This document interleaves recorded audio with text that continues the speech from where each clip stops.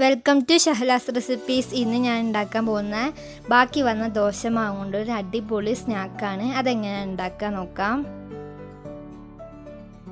ബാക്കി വന്ന 2 കപ്പ് ദോശമാവാണിത്. പിന്നെ 3 ടേബിൾ സ്പൂൺ കടലമാവ്, 1 ഉള്ളി ചെറുതായി മുറിച്ചത്, 2 പച്ചമുളക്, ഇഞ്ചി വെളുത്തുള്ളി പേസ്റ്റ് 1 ടീസ്പൂൺ, 3 തണ്ട് കറിവേപ്പില ചെറുതായി മുറിച്ചത്, മുളക് പൊടി, ഉപ്പ് ആവശ്യത്തിന്. നമുക്കിതിലേക്ക് നമ്മൾ മാവ് ഒഴിച്ചു കൊടുക്കാം. നമുക്കിതിലേക്ക് കടലമാവും കൂടെ ചേർക്കാം. മുളക് പൊടി,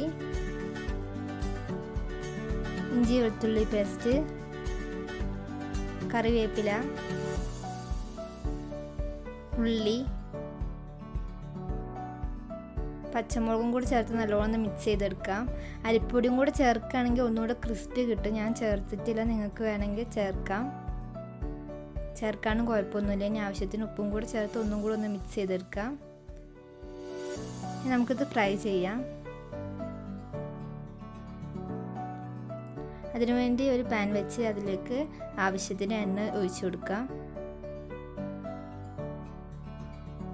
ഇനി എണ്ണ നന്നായി ചൂടായി വരുമ്പോൾ നമുക്കിത് ഓരോരോ സ്പൂണായിട്ട് ഒഴിച്ചു കൊടുക്കാം.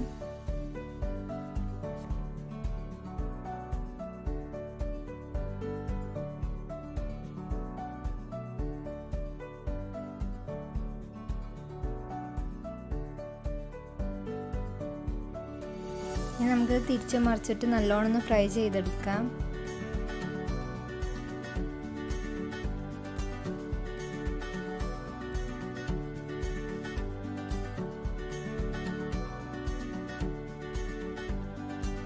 ഇത് ബ്രൗൺ കളറായി വരുമ്പോൾ നമുക്ക് എണ്ണയിൽ നിന്നും ഒരു പ്ലേറ്റിലേക്ക് മാറ്റാം. ബാക്കിയുള്ളത് നമുക്ക് ഇതുപോലെ ഫ്രൈ ചെയ്തെടുക്കാം.